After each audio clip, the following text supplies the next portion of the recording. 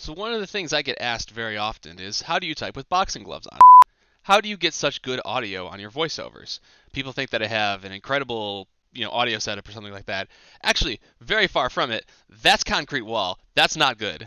I actually have a very simple setup, some nice equipment, nothing special, and then a lot of it's just post processing. So I'm going to take you through what I do, just so that people can understand how I got that sound. And if you're a sound engineer, do not interact because I know I'm doing things wrong.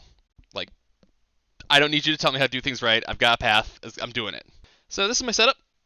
It is just a Shure MV7 mic. I believe it's the MV7, and a Yamaha MG10UX soundboard. There is nothing special going on with my options here. I simply have my gain cranked up a little too high, if I'm being honest. You know, pretty easy equalization,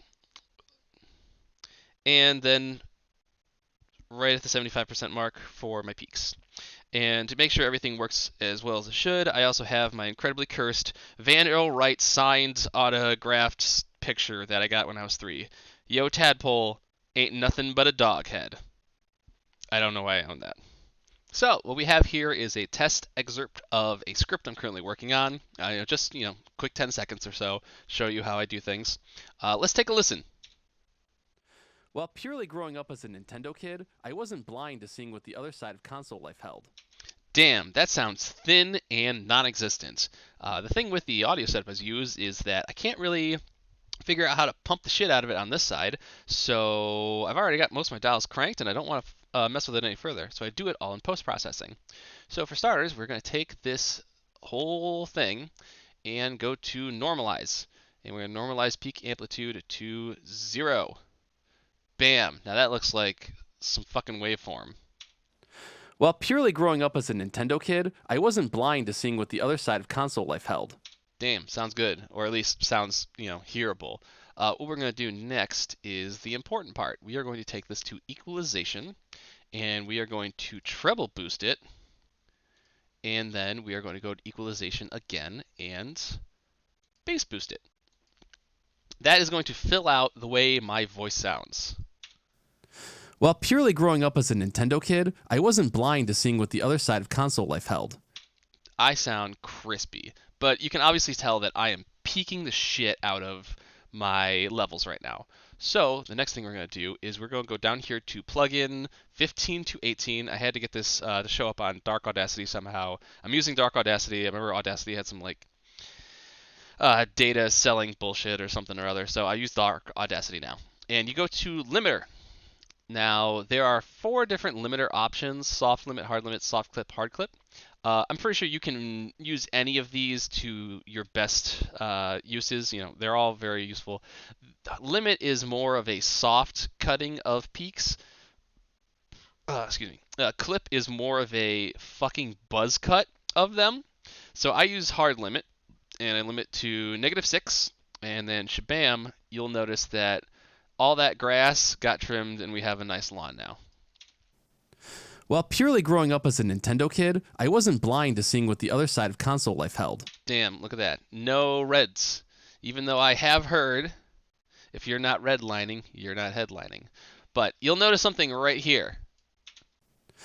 Ooh, big old breath. We don't like that.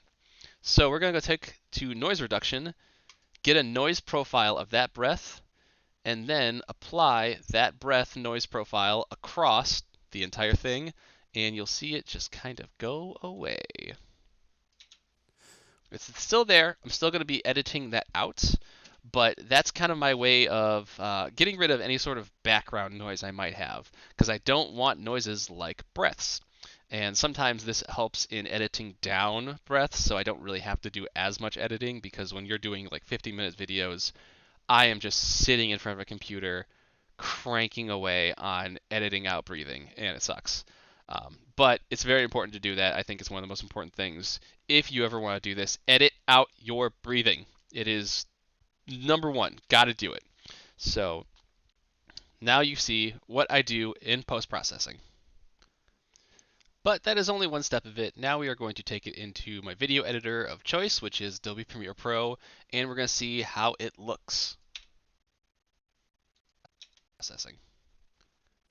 While purely growing up as a Nintendo kid, I wasn't blind to seeing what the other side of console life held.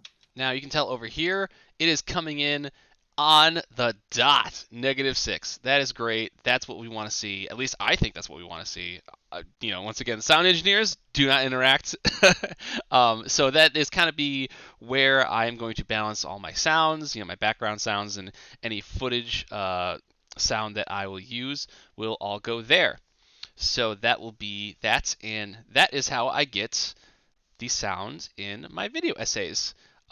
If you have questions, please feel free to tweet me directly because I look at that way more than I do YouTube comments. Anyways, thank you all. I love you. Goodbye.